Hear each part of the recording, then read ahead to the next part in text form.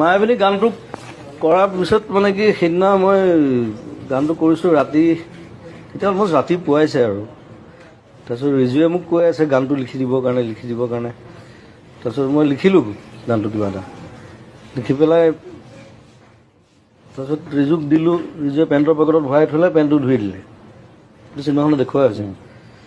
4 দিনমান পিছত ৰিজুৰ লগত আকৌ লগ হ'লোঁ তাৰপিছত ৰিজুক ক'লোঁ বোলো এই গানটো ক'ত সেইদিনা যে লিখি দিছিলোঁ ৰিজুৱে ক'লে পেণ্টটো ধুই দিলে নহয় ঘৰত খবৰ ল'লে এতিয়া পেণ্টটো ধুই দিয়াৰ পিছততো সেইটো আৰু গান ক'ত হৈ থাকিব ডাইলগ এটাও আছে জুবিন গাৰ্গে খাই লিখিলে ৰিজুৱে খাই ধুই দিলে তাৰপিছত মই বোলো আকৌ লিখিব লাগিব আৰু এটা গান দুবাৰ লিখিবলৈ মই বিৰাট টান পাওঁ মানে যেনেকৈ এখন পেইণ্টিং দুবাৰ আঁকিবলৈ দিগদাৰ হৈ যায় তথাপি মই বোলো লিখিবতো লাগিবই কাৰণ মায়াবিনী ৰাতি বুকুত দেখা পালোঁ তোমাৰ ছবি এতিয়া প্ৰথম 4টা লাইন মোৰ মনত আছিলে আকৌ আৰম্ভ কৰি দিলোঁ আৰম্ভ কৰি তাৰপিছত পিছৰখিনি লিখিলোঁ লিখি পেলাই তাৰপিছত ডাব চাব কৰি আৰু তেনেকৈ জন্ম হ'ল গানটো আকৌ কিন্তু পিছৰবাৰ চাগে বেছি ভালহে হ'ল লিখাটো হয়তো এতিয়া প্ৰথম কি লিখিছিলোঁ মোৰ মনত নাই কিন্তু